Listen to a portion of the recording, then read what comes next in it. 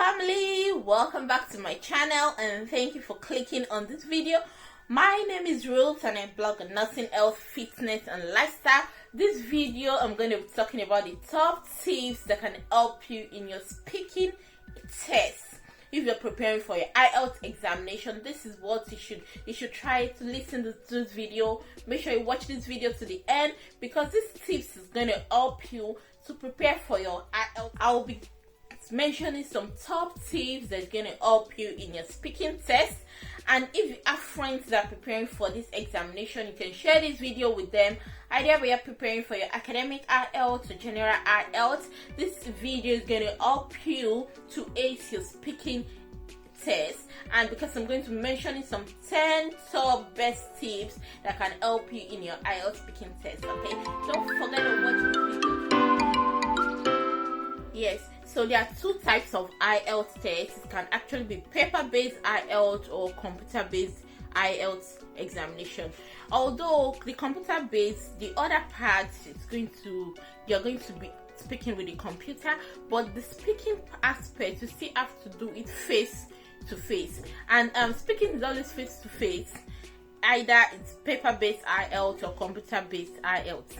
And speaking is where you have to talk with the examiner face to face, and it takes about 11 to 14 minutes, and it requires you to speak with the examiner and sit down. There are 3 parts in the speaking test, which involves part 1, part 2, part 3. And in part 1, it requires you to have a 4 to 5 minutes conversation with the examiner about your personal topics, about yourself, about family, or about your work. This is what part 1 involves. While part 2 IELTS, it requires you to have a 2-minute conversation. In this part 2, you'll be given a paper and a pen to think about what you want to about a specific topic, and before you start this, the examiner will tell you to think about what you want to do, and this is what is going to lead to part 3. And part 3 requires a 4 to 5 minutes about the topic that was given in part 2. So this is basically what the speaking test is made of. You have to speak for approximately 10 to 14 minutes of approximately 10 minutes, because you're going to use about 2 minutes to think and to jot some things down. Okay, so I'm going to be going through the tips you need to pick your IELTS to ace your IELTS speaking test. Alright, so apparently the first thing I tell people to do is practice. Always practice, and practice, because practice, when you continue to practice apparently makes perfection. Okay, you cannot overestimate practice. And I also tell people to never memorize the IELTS stages. If you've crammed something and you want to follow that cramming, no, the best thing is for you to flow with the exam as it comes. When they ask you a question in the exam, in the speaking test, just flow with the examination as it comes. Don't cram. I don't really advise people to cram like that, because every examination has its own peculiarities. Alright, okay, so the second tip I'll talk about is avoid using unfamiliar words to avoid making mistakes. Especially when you use unfamiliar words, you might be prone to mispronunciation.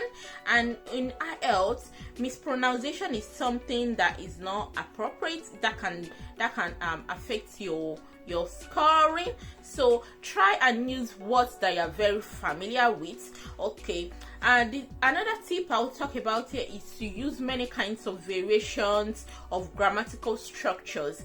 Now, when you are speaking, you have to use vocabularies, because IELTS speaking, they are going to mark you on some certain criteria, because it is the speaker, the examiner, that will determine your score at the end of your examination. So what you need to do, you have to make sure when you're speaking, your words, you use lexical resources, you are fluent and coherent. That's your fluency is very, very important. You're fluent and you're coherent. And lexical resources, fluency and coherence, grammatical range and accuracy, and pronunciation. So these 4 things is something that is going to be used to mark you during your exam. So you have to make sure you are fluent as much as possible. The lexical structure is very, very is used properly. And also your grammar, you use different ranges of grammatical range, and your grammars are accurate as much as possible. And you also have to ensure your pronunciation are also appropriate. Okay, so you have to use many kinds of variations and many variations of grammatical structure. Okay, and you have to try to speak flexibly with a wide range of structured words. Another tip I'll talk about here is try to think before you start your examination, especially in part 2. The examiner is going to give you a paper and a pen to write your point down, and you have to think about what you want to say. So this is time you have to think. At this point, you just jot what the points you will be saying. So I advise people, jot down your points, write down what you'll be saying, because this is the opportunity you have, so that when you start talking in part 3, you'll be able to flow with what you are saying. You won't be using breaking words and linking words. Okay, and another point I will talk about is don't worry about your accent. Some people think because they don't have a good accent like a British, they don't speak like a British, their IELTS speaking won't be great. No, don't think about that. Don't worry about your accent at all. Your accent is your accent. You can't change it, okay? And probably when you get to wherever you want to use the IELTS, you'll be able to change it, but your accent is something you cannot change. So just flow with the exam and just write the exam as good as you can. Also, the next point I will talk about on the good tip that you should always ensure when you're doing your speaking examination, your speaking test, don't use any filler words. So filler words are words like